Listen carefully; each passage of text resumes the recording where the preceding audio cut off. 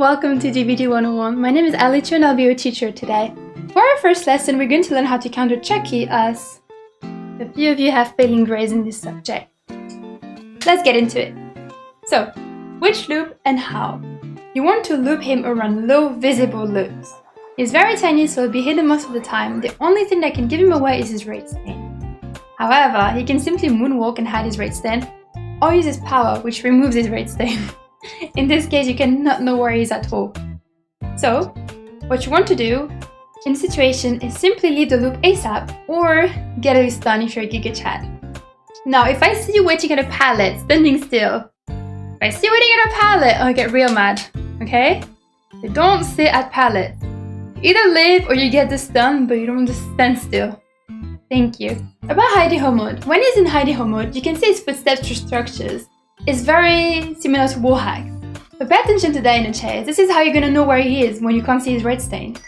Hidey-Ho mode is his most precious resource, and this is what I want you to be aware of. This is super important. Once he uses his power, he will have to wait for up to 18 seconds before he gets it back, and we basically turn into a tiny, little, harmless M1 killer.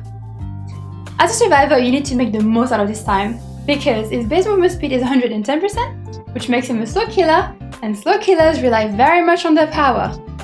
So this is your time to shine, baby. Now, in order to become a juicer, you need to know how to dodge his slice and dice, and I know you'll tell me, Alyssa, I can't dodge it, it always flicks on me, I can't do anything. I'm aware, but you can still try, okay? So I'll give you some tips. The best thing you can do to avoid his attack, first of all, is break line of sight. Right? Because he's dashing really fast, and if he doesn't know where you are, chances are he will miss you. And secondly, you want to take sharp turns.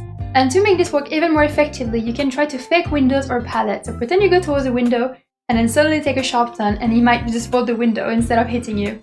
Or it will hit the window. It's a bit similar to Wesker using his power in a window when you're like, whoop, dodgies, and he looks very stupid, and it's great. And we love to see it. Alright, so you got it. Just make sure you don't run in a straight line, okay, because you're 100% guaranteed to get hit. At least try to do some zigzags or try a shitty 360. Just do anything, but don't let yourself get hit stupidly, okay? Okay, when do you drop the pallet? Good question. First of all, you do not pre-drop pallets when he's in power, okay? Because he can simply scamper in the pallet and most likely hit you. When the power is active, you keep the pallet up and you try to get a stun. Now, if you fail the stun, and if you're lucky enough to have the perk equipped, you can use any means necessary. It's his perk, and it will allow you to block the pallet pretty much. So the killer won't be able to vault it or destroy it. But you need to be quick. You need to do it before they try to interact with it. If that makes sense. Now, of course, if he's out of power, as we said, he's weak, he's a little shit, you can print up all the motherfucking pallets you want. No problem. We're good. You got this. So yeah, another thing to keep in mind though is if you loop around a place that has many windows, you can pretty much chain vault the windows infinitely. So be careful with that because it could turn against you. And another thing to keep in mind is that he does not make any noises when he's undetectable. So if he vaults, you will not hear it. You will not be aware. This is why you need to keep your eyes on him at all times. But this is a general rule for Chucky.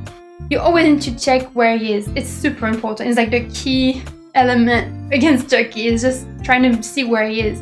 And what I found helps me when I'm looping him is to look down, tilt my camera down a bit, and you can see him a bit better on the loop if it's obviously not a high loop, because then you can't see him. And you know, as we said, high loops, you just get the fuck out, grab the pallet if you want, but just find a better loop that has more visibility, okay? Okay, Miss Ali, but when do I know when he's about to use his power? Well, not only does he laugh when he enters the stealth mode, he also changes his posture.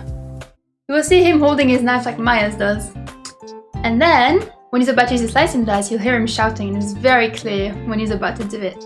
And you know that at this point, when you hear him shouting, you gotta get ready and become Juicing Magjuicer 3000. You got this. Alright class, that's all for today. Don't forget to sub for the next lesson, and send me a screenshot of your homework, because I will be checking. Yes, I will. Okay. Let me know if you have any question or anything to add, and don't be late for next lesson. Take care, until next time. Bye bye!